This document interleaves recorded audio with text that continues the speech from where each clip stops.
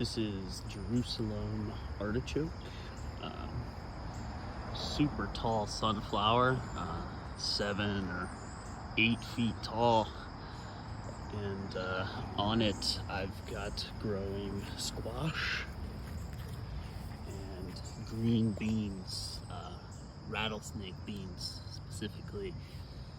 This thing makes a great trellis. The beans can grow basically forever. I just had to stake this one a little bit. It's barely holding on, but you know, even if it falls over, who really cares?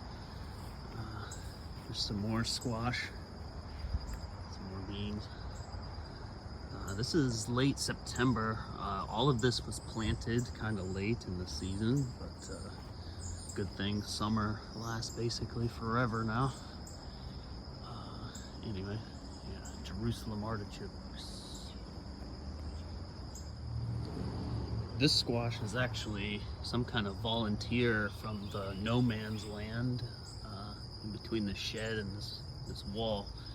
The vine started down there and climbed up, and I just let it do its thing. And it's another reason to learn what stuff looks like when it's young. So when you're weeding, you don't have to weed everything. A lot of times useful stuff will grow on its own. Speaking of growing on its own, this is a redbud volunteer that I saved from clearing. This was all honeysuckle. Now this is mostly volunteers with a few plantings. This is a easy one to recognize when it's young because it's pretty clearly heart-shaped. Another one to learn would be young oaks.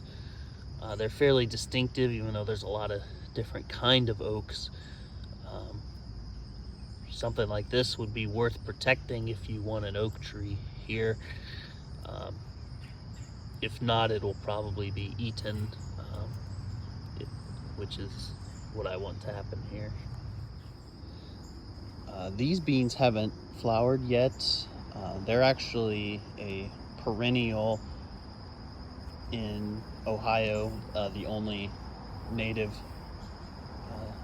bean species that will overwinter. So I'm excited for that. They're called Thicket beans, wild kidney beans. I'll have the scientific name to be sure, but they're good climbers. They climbed right up these bamboos and outpaced them pretty quick. So hopefully they'll flower late this year, or we'll see what they do next spring.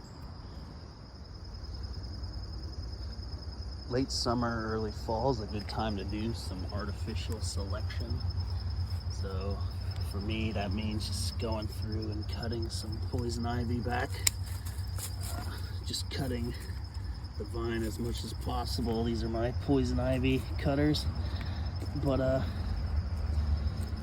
yeah, I'm hoping that if I keep cutting the poison ivy and letting the not poison ivy grow, that eventually there won't be poison ivy encroaching here.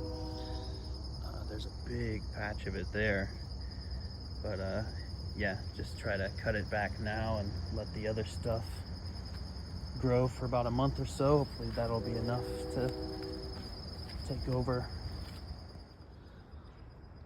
One of the ways to judge the health of your ecosystem is to look at the activity on basic weed plants. So this is snake root and aster. These are both pretty weedy, but mine are pretty popular. There's some honeybees, probably from somebody's hive, but there are also bumblebees here, little ones.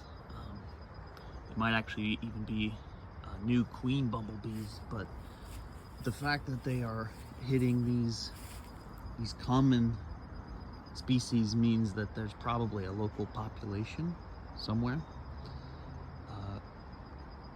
Because think of these like a Starbucks. You know, how far are you gonna drive to go to Starbucks?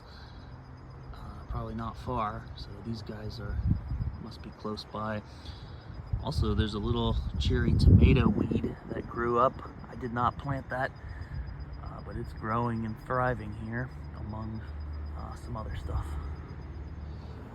Another thing I noticed is I've got some bee balm here, Monarda.